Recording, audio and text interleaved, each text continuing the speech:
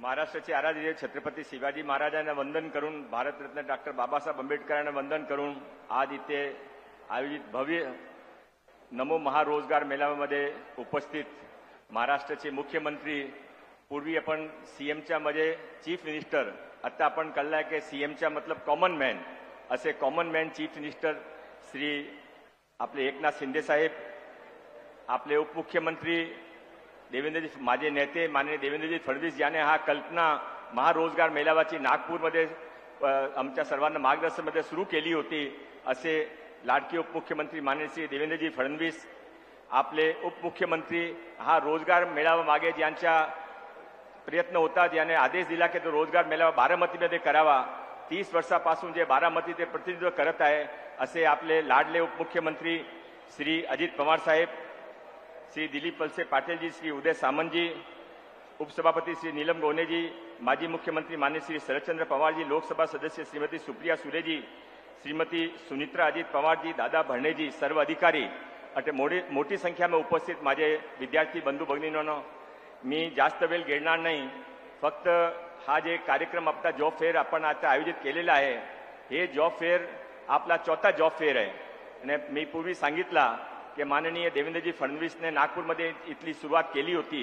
आता हा आजचे जॉब फेअरमध्ये दादा 254 कंपनी आली आहे, त्यामध्ये 55,557 वॅकन्सी त्याने घोषित केली आहे. आपल्याकडे 38,714 कॅन्डिडेटने इथे येऊन रजिस्ट्रेशन केलेलं आहे आणि 18,000 पेक्षा जास्त कॅन्डिडेट्सने ऑनलाईन रजिस्ट्रेशन केलेलं आहे. आता मला दादाने सांगितला की तुम्ही हे घोषणा करा. आपण पूर्वी इथे ट्रेनिंग कॅम्प केला होता. 4,730 विद्यार्थ्यांनी आपले बारामतीचे विभिन्न विद्यालयामध्ये 3 दिवसा 5 दिवसाचा ट्रेनिंग कॅम्प घेतला. त्याने जॉबसाठी अतिशय चांगला त्याने प्रतिसाद मिळणार आहे.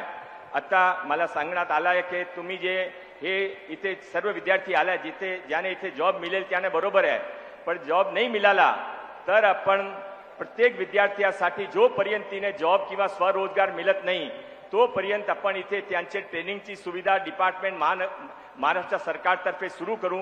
हा यावेळी त्यांचे फायनान्स डिपार्टमेंटतर्फे ज्याने जे बजेट घोषित केला त्यामध्ये त्याने विद्यार्थीसाठी 3-4 मोठी घोषणा केली.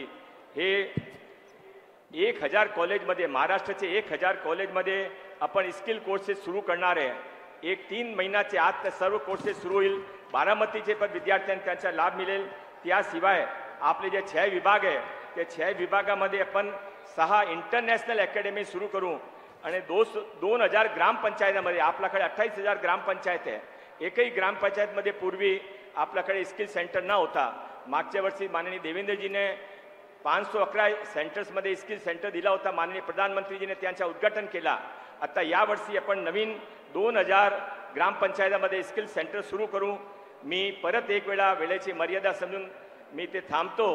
परत एक वेळा जे अधिकाऱ्याने रातोदिवस प्रयत्न करून हा मेळाचा सफलताने घडून आणला त्यांचे पण मी अभिनंदन करतो. आणि जे विद्यार्थ्यांनी आमच्यावर विश्वास दाखवून इथे मोठी संख्यामध्ये आलो त्याने परत एक वेळा सांगतो की आम्ही महाराष्ट्र सरकार तुमचे बरोबर आहे. जोपर्यंत तुम्हाला रोजगार मिळेल नाही तोपर्यंत आम्ही तुमच्या बरोबर काम करू. धन्यवाद. जय हिंद, जय महाराष्ट्र. लोकशाही मराठी ऐका, पहा, जागरूक रहा.